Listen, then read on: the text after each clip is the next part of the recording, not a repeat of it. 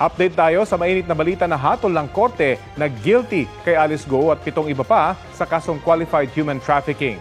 May ulat on the spot si Marisol Abduraman. Marisol? Rafi, matapos ang mahigit isang taon, nahatulan ng guilty ng korte si dating Bamban Mayor Alice Guo at 7 iba pa dahil sa kasong qualified human trafficking na isinampa laban sa kanila. Life imprisonment kay Rafi ang parusang ipinato ng korte kila dating Bamban Mayor Alice Guo at 7 iba pa na kinasuhan ng qualified trafficking in persons. Pero hindi na nagbigay ng iba pang detalye si Assistant State Prosecutor Olivia Torrevillas dahil daw sa pagiging sensitibo ng kaso.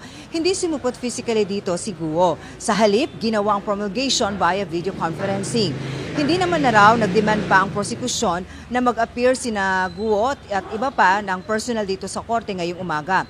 Samantala, bukod sa pagkakakulong, pinatawan din sina Guo ng tigda 2 bilyong piso na multa at forfeited din ang buong compound sa Tarlac. Ikinatuwa ng prosecution ang mabilis daw na naging aksyon ang naging takbo ng kaso Rafi na umabot lamang daw sa 1.5 taon.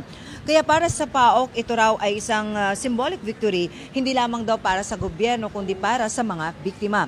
Bukod sa mga opisyal ng PAOK at prosecution, dumalo rin sa promulgation ngayong umaga si dating PAOK Chief Gilbert Cruz na kinabahan daw nung una sa magiging hatol ng korte. Masaya raw siya sa naging tagumpay ng kanilang mga operasyon.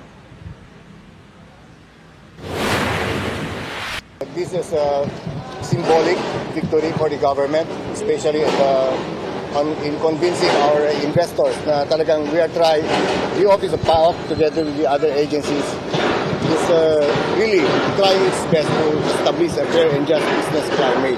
Yun ang kailangan natin ngayon.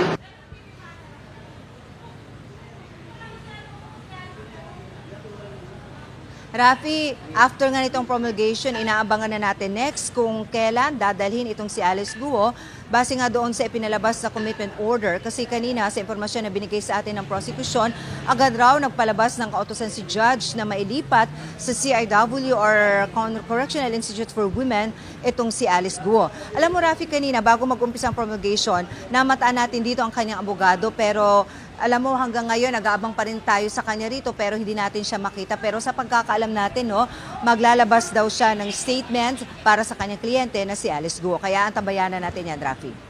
Maraming salamat, Marisol Abduraman.